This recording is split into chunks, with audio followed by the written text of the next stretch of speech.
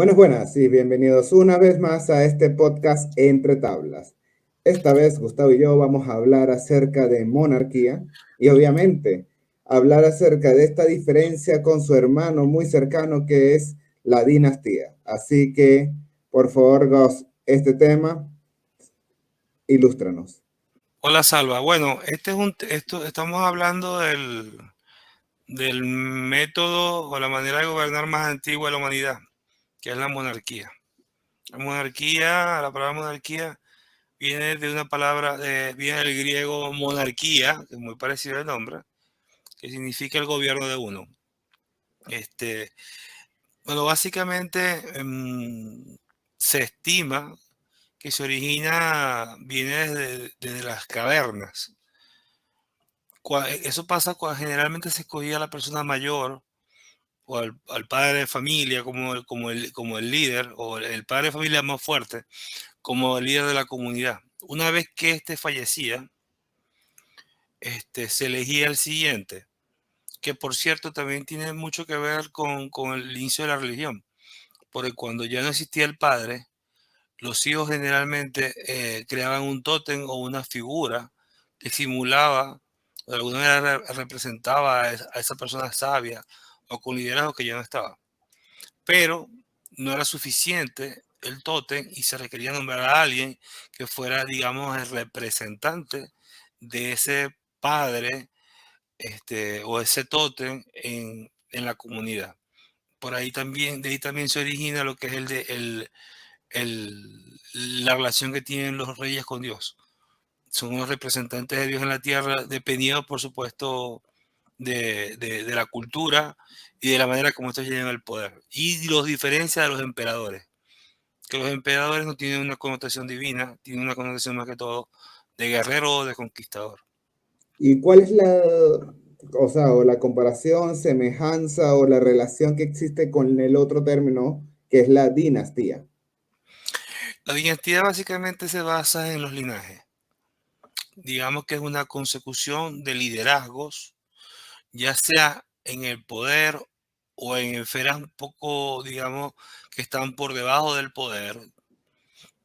Por darte un ejemplo, el-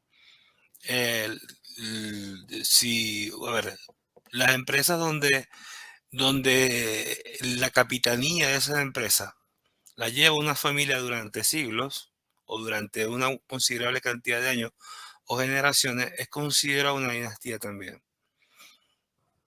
Ocurre mucho es muy común las dinastías en el ambiente empresarial japonés y también las dinastías son muy comunes en las dictaduras militares o de alguna manera, bueno, se está viviendo, para dar un ejemplo, si en Cuba a Fidel Castro le hubiera dado a su hijo, estarían dando inicio a una dinastía. Porque Oh, digamos que lo que tiene que ver entre la relación entre el poder la consanguinidad, este, mm, más que todo ese tipo de consecuciones se llama dinastía. A diferencia de la monarquía, que si bien es parecida, puede ser heredado no necesariamente por un familiar. Puede ser elegido por un concilio o de alguna otra manera. ahora bien, con los conceptos, hoy en día, y sabemos que la más conocida, estamos hablando de la corona inglesa, pero hoy en día, ¿cuáles monarquías existen en el mundo? ¿O cuáles continúan existiendo? Porque ya también el tema de la corona ha ido cayendo en muchos países. Sí, bueno, no tengo la cantidad específica de monarquías porque digamos que en Asia también existen reyes y en el Medio Oriente existe lo que son los jeques, los emiratos y los sultanatos, que son monarquías y también tienen connotación religiosa. El, el número no te lo puedo precisar, pero te puedo hacer un todo de los más conocidos. Primero estamos hablando de las casas reales europeas, comenzando con la familia real británica, la familia real holandesa, noruega, sueca, el Principado de Liechtenstein, muy famoso monarquía española, Y también hay, digamos que, a ver, básicamente son las más famosas, las nórdicas y la de la Europa anglosajona y la española, junto con la británica. También tenemos los Emiratos árabes, los jeques árabes, los reyes de Arabia Saudita, tienen nombre de reyes, una connotación parecida, muy parecida a la europea. Y también tenemos en el sudoeste asiático emiratos también, musulmanes, como el de Brunei. Correcto. Bueno, según el comercio, habla de que existen 29 monarquías actualmente y una de ellas también la cataloga como el Vaticano, siendo el Papa Francisco, el actual monarca. Sí, bueno, ya hablando como eso es correcto. El papado es una monarquía, es de carácter religioso. No es hereditaria, por lo cual no es una dinastía. Ok. Y no tiene relación con la consanguinidad del sucesor o el predecesor con el sucesor. Y probablemente estamos hablando sin ninguna duda de la monarquía más antigua que existe en la humanidad. Y es reciente. El Papa Francisco es descendiente directo de pontífices que eran pontífices, o sea, papas, cuando todavía habían emperadores romanos. No se ha perdido el hilo. ¿Cuál es la posición de tener realmente un rey? La monarquía tiene una finalidad bastante clara en lo que es el contexto europeo occidental, porque las monarquías del Medio Oriente son absolutistas como lo fueron los reyes medievales en Europa, igual estamos en Asia Menor, en el sudeste asiático, perdón. El rey tiene una connotación en Europa de unidad nacional, de representación de los intereses nacionales, la identidad nacional, digamos que es un símbolo. Es un símbolo y al mismo tiempo, por ser un símbolo que está vivo, tiene como obligación representar generalmente, es como la palabra precisa es como una especie de embajador de buena voluntad del país y maestro de ceremonia en actos culturales de la nación. Eso Entonces es, se puede decir, Gus, que hay dos grandes tipos de monarquías, lo que son las que son constitucionales, que son como un apoyo de poderes limitados, y las que es un son poder, absolutistas. es un poder auxiliar al poder ejecutivo. Y el otro tipo, bueno, es la que ya todos conocemos, que es cuando es una monarquía absoluta, cuando el rey tiene poder absoluto en el poder. O sea, que son las que vemos en Bahrein, Qatar, Emiratos Árabes, bueno, estos países muchos más orientales, ¿correcto? Sin embargo, en Europa hay monarquías que tienen un poder mucho más allá de lo que podría haber en los países grandes, por decirlo así, en las repúblicas conocidas. Por ejemplo, el Principado de Liechtenstein, el Principado de Mónaco, la corona tiene bastante incidencia sobre las políticas. Pues estamos hablando de territorios muy pequeños,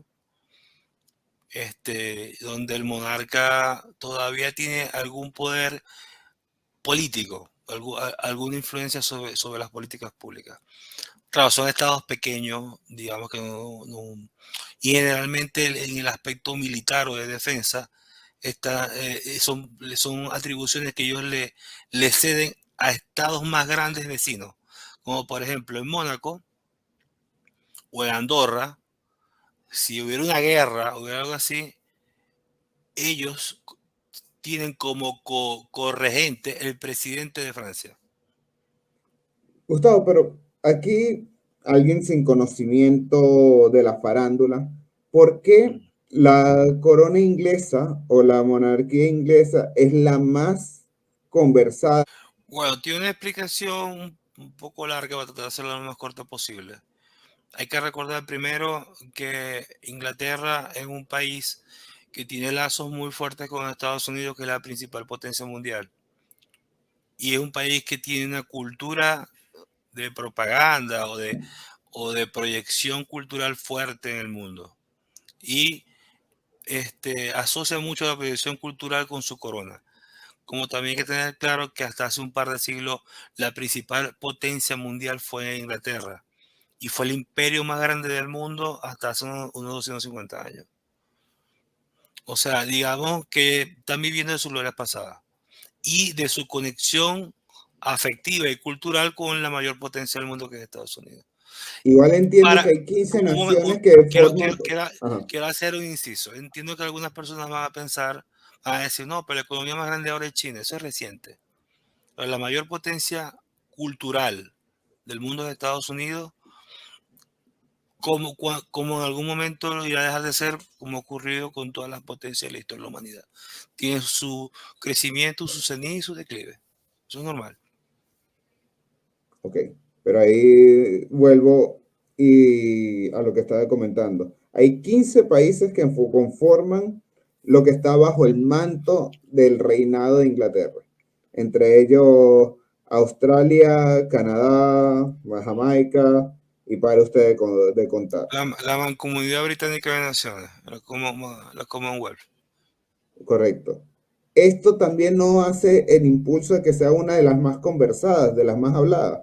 Por supuesto. Y que los países de la Mancomunidad Británica son los vestigios del Imperio Británico y al mismo, pero que ellos procuraron mantener una cantidad importante de lazos culturales, comerciales y hasta militares, dependiendo del país.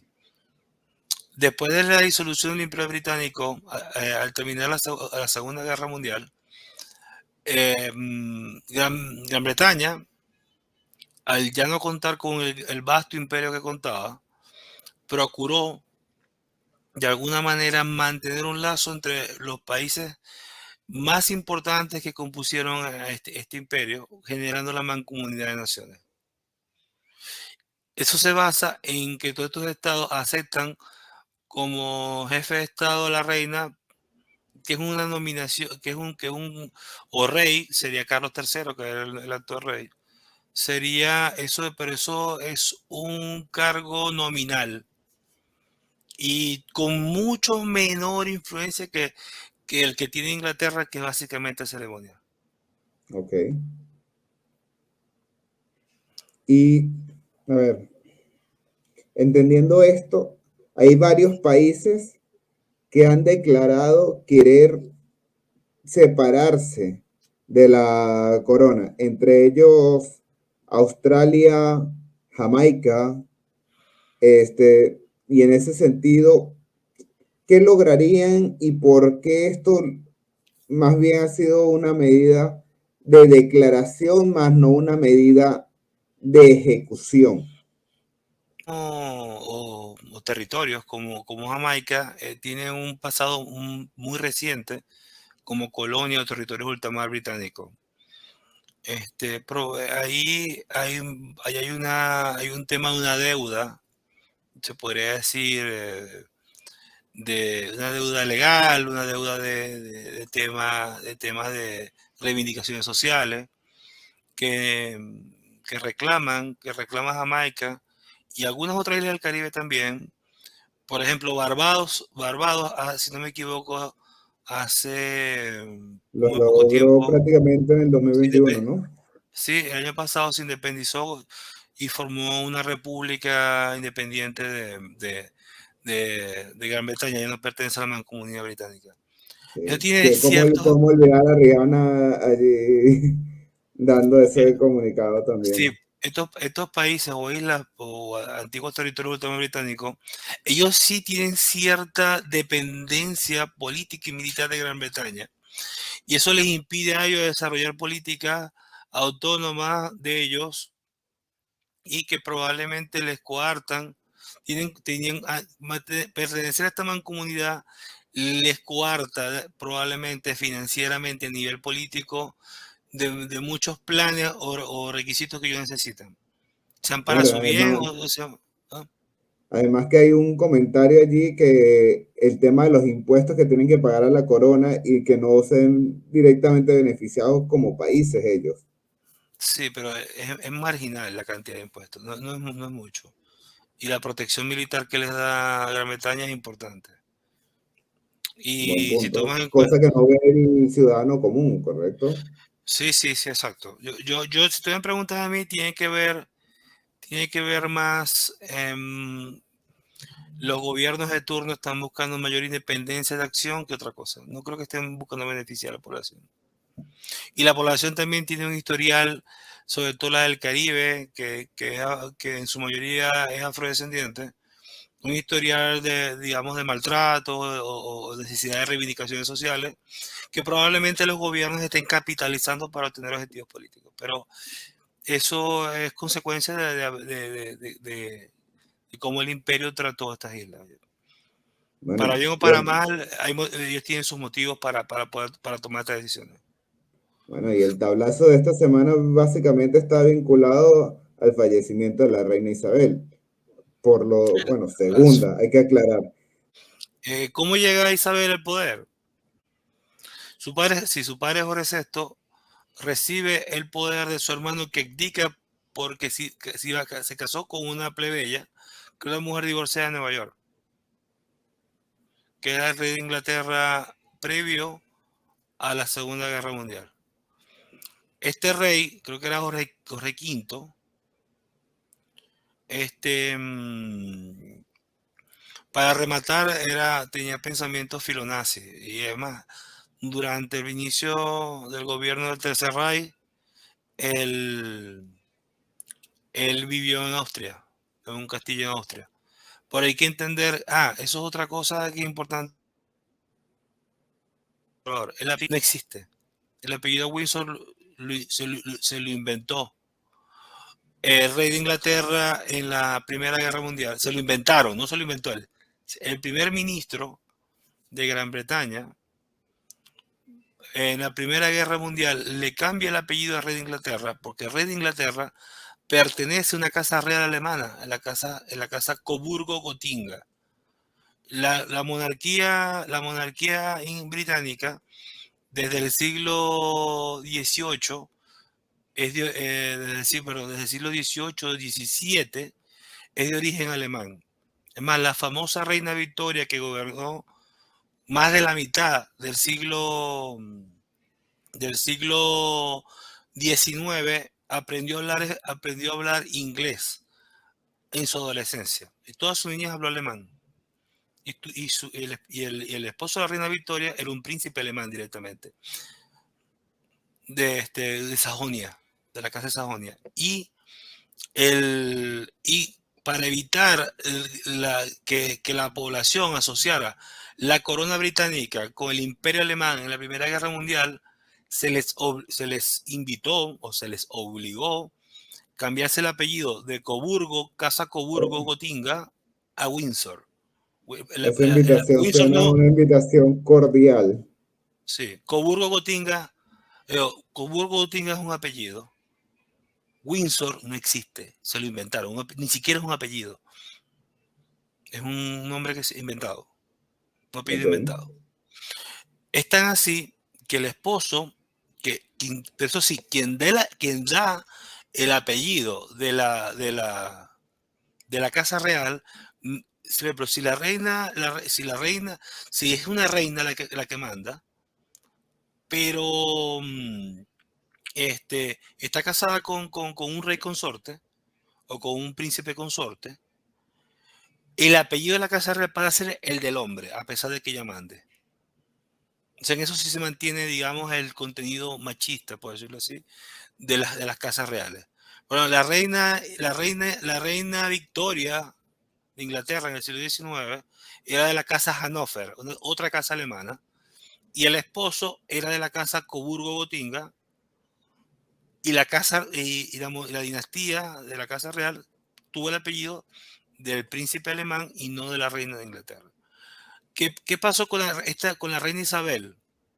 La reina Isabel de Inglaterra, la reina Isabel II, la recientemente fallecida, estaba casada con el príncipe Frederick, ¿no? Federico, Eduardo, Ernesto, no, No lo sé, apellido, no. el apellido de él, él era el heredero a la corona de Grecia.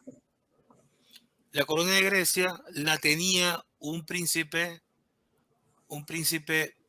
británico-alemán de una casa alemana, la casa Battenberg. Battenberg, a él lo obligaron a cambiarse el apellido de Battenberg a Mountbatten, que es la traducción de Battenberg al inglés. Aquí dice Felipe de Edimburgo. Felipe de Edimburgo, Felipe Mountbatten, pero antiguamente era Felipe Battenberg. Ok, O si no me equivoco, a él no le cambiaron el apellido, fue el padre de él, a Lord Mountbatten, que fue un famosísimo oficial, que era un lord y era un famoso general británico de la Segunda Guerra Mundial. Y él también sirvió en la Marina Británica muy bien. Este, él, pero su apellido era Battenberg. Y como caso raro, para no volver a mezclar a la familia real con un apellido germánico, le dieron el nombre de la dinastía al apellido de la mujer, o sea, de Isabel II, y mantuvieron la dinastía como dinastía Windsor, que por cierto fue un incordio para él no poder darle su apellido a la familia. wow. Él fallece en 1952. La reina Isabel toma la corona a los 25 años de edad. Tiene un cáncer de laringe. Este rey, Jorge VI, tiene una característica que es el famoso rey de la película King's Speech, que era, él era, mm, tenía taquilalia, era, como si vulgarmente, gago. No podía Ok, articular bien las oraciones, y repetía mucho, tenía taquilalia. Entonces, él es el padre de ella, es el padre de Isabel II. Su madre, que la reina madre murió hace apenas 20 años, murió en el 2002, 2001, de 102 años. O sea que ella no pudo superar la edad de su madre. Obviamente, ok. debido a que la vida de una jefa de Estado, o por lo menos alguien con una buena cantidad de obligaciones de trabajo, como fue la reina Isabel II, no era igual que el estilo de vida que podía tener una reina consorte, que simplemente era la compañera del rey. Es correcto. Y cuando, bueno, muchos que vimos lo que estaba aconteciendo esta semana con la reina, se hablaba mucho del protocolo de que el puente de Londres se ha caído. O the London Bridge is down. En Está. este sentido, ¿a qué va este protocolo? Ese es el protocolo que activa en conjunto la corona británica con el Estado británico. Cuando el monarca fallece, se establece un protocolo de sucesión. Primero el secretario de la reina o del rey que fallece, a la primera persona que le comunica el fallecimiento del monarca o la monarca es al primer ministro británico, que es, digamos, la principal autoridad del país. A partir de allí, ese se llama el día D, lo llaman el día D, y todo el protocolo que ocurre hasta el funeral y entierro del monarca se dice el día D más uno, el día D más dos, el día o sea, D-Day plus one, D-Day two, D-Day three, etcétera. Hay una serie de protocolos allí y eso Sí, sobre el importante allí que, cuerpo. que las estaciones de radio tienen una luz especial para este evento y tienen que empezar a colocar música que no sea tan feliz. La BBC tiene que cambiar el logo a cambiar en vez de tener su respectivo logo rojo, empezar a utilizar el logo negro. El logo Y negro. también interesante que todo siempre los periodistas de la BBC tienen que tener al lado un saco y una corbata negra. Por si acaso se anuncia esta noticia, inmediatamente tienen que tener la capacidad Sí, de vestir el luto. básicamente sí, debido a que es un protocolo rígido Inglaterra indiscutiblemente que es un país con muy protocolar, muy asociado a su cultura, a sus costumbres. En ese aspecto tienen un arreglo importante. Digamos que tienen un plan de contingencia activado siempre en caso de que el monarca fallezca. Bueno, y para cerrar con algo bastante curioso, Gustavo, ¿qué te parece si Agrego, hablamos acerca? Ah, agrego un tópico venezolano al tema. ¿Sabías que eso que dijiste con la radio, hay un protocolo para cuando muere un presidente en Venezuela y se ha mantenido, independientemente del chavismo, la mm, democracia, etcétera? Y lo vimos con excelente, Chávez, cuando Chávez murió. Cuando Chávez murió, todas las radios venezolanas durante todo el día pasaron música venezolana. Eso no fue sinceramente por la muerte de Chávez, sino sino por el protocolo que se debe es un seguir. protocolo que existe un presidente en funciones en Venezuela. Digamos que lo mantuvo. Increíblemente, este gobierno ha cambiado todo, si es que le llamamos gobierno, pero sí, es una tradición que es antigua y se ha mantenido.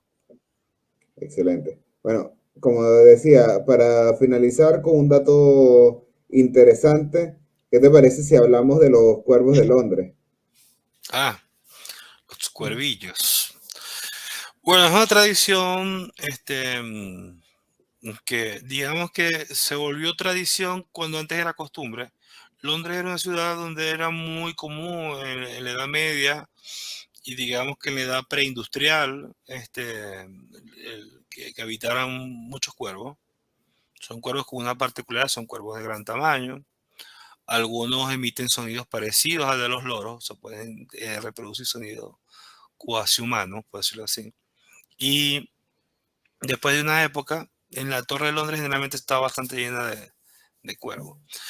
Hubo una época donde se empezaron a acabar con los cuervos porque eran una molestia en las casas, pero como estaba asociado a una serie de mitologías, como por ejemplo, que se dice que cuando los cuervos de la Torre de Londres vuelen o ya no estén o fallezcan, es el fin de la monarquía británica. Los británicos, como fieles a su tradición, ellos en la Torre de Londres se mantienen siempre a la vista, o digamos, allí bien resguardados y cuidados, seis cuervos, que digamos que son los garantes, por decirlo así, mitológicos, espirituales de la monarquía. Actualmente todavía tienen sus cuervos allí, los cuidan, si no me equivoco, han entrado dos cuervos nuevos, yo que se han jubilado un par. Y nada, y eso es una entre otras de las tantas supersticiones británicas.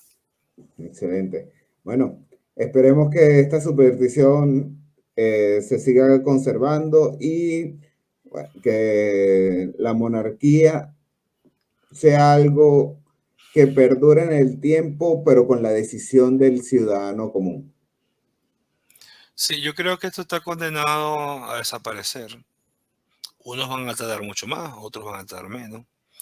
Pero como todo en la sociedad se transforma.